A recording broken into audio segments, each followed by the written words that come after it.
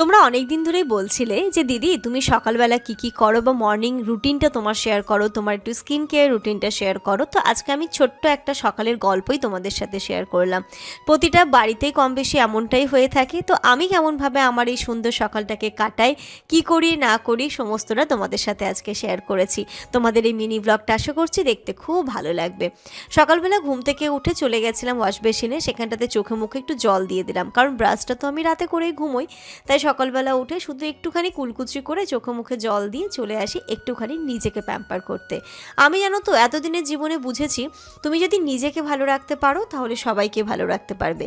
সবাইকে কখনো খুশি করতে যেও না। সবাইকে খুশি করতে গিয়ে দেখবে নিজের মধ্যে যে নিজস্বতা সেটাই তুমি কখন হারিয়ে ফেলবে, নিজেকে ভালোবাসতেই ভুলে ফেলবে। আর সেখান থেকে তুমি আর কাউকে ভালো রাখতে পারবে না। কারণ একটা কথা কি বলো তো, আমরা কিন্তু কখনো কাউকে খুশি করতে পারি না। মানে সবাইকে খুশি করার চক্করে কি হয়, নিজের যে আমি কেমন ছিলাম নিজের সত্তাটাকেই ভুলে যাই। তাই এইটা আমি শিখেছি, প্রথমে নিজেকে প্যাম্পার করো, নিজেকে ভালোবাসো, তাহলে দেখবে তুমি পরিবারের সবাইকে ভালো রাখতে পারবে। ওই যে আমরা করি না, বিশেষ করে বিয়ের পর, বেবি হওয়ার পর শ্বশুরবাড়ির সমস্ত কিছুকে ম্যানেজ করতে গিয়ে আমরা নিজে কি ছিলাম বা কেমন করে থাকতাম, বাপের বাড়িতে কেমন থাকতাম, সমস্তটা ভুলে যাই শুধুমাত্র এই পরিবারগুলোকে, শ্বশুরবাড়ির পরিবারকে, নিজের স্বামীকে, নিজের বাচ্চাকে খুশি করতে গিয়ে। তবে এটা আমার কাছে মনে হয় একটুখানি ভুল। হ্যাঁ, অবশ্যই প্রতিটা মানুষের খেয়াল রাখাটা তোমার খুব কর্তব্য, কিন্তু তার মাঝে সবার প্রথমে নিজের খেয়াল রাখাটা সব থেকে বেশি ইম্পর্ট্যান্ট।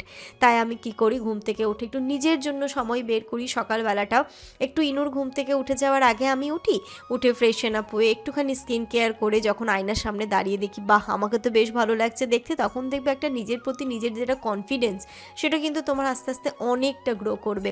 কারণ মাঝখানে আমি নিজেকে সত্যি হারিয়ে ফেলেছিলাম। আমি যখন কনসিভ করি তারপরে অনেকটা ওয়েট গেইন করেছিলাম। তারপরে সমস্ত কিছু মিলিয়ে, সংসার সমস্ত কিছু মিলিয়ে, মানে আমি যে কেমনটা ছিলাম সেটাই আমি ভুলে গেছিলাম। এখন আস্তে আস্তে করে আবার আমি নিজের মধ্যে ফিরে আসছি, আমার সব কিছু, কারণ আমি তো এরমটা নই, তো সেই জীবনটাতে আবার ফিরে আসছি। তো খুব ভালো লাগছে, নিজের ছন্দে ফিরে আসছি, সেটাও খুব ভালো লাগছে।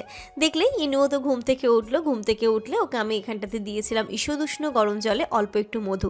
আচ্ছা তোমরা একটু জানিও তো আমাকে যে এতটুকু বাচ্চাকে কি মধুটা দেওয়া যায় কি যায় না, কারণ আমি বুঝতে পারছি না, এটা নিয়ে আমি একটু কনফিউজড। জানি সকালবেলা ঈষদুষ্ণ গরম জলে মধু খাওয়াটা খুব হেলদি, বাট 2 বছরের বাচ্চা কি দেওয়া যায়, একটুখানি কমেন্টের মাধ্যমে আমাকে জানিও। আজকে ব্রেকফাস্টে যেটা বানাবো সেটা হচ্ছে সুজির উপমা। তো উপমা বানানোর জন্য প্রথমে আমি কিছু ভেজিসগুলোকে ভালো করে মানে ফাইনলি চপ করে নিলাম। এর মধ্যে ছিল গাজর আর বিনস। মটরশুঁটিটাকে চপ করে নিই, সেটা আমি পরে ভেজে দিয়ে দেবো। তো এই সুন্দর সকালে আমার এই যে নিজের আপন মনে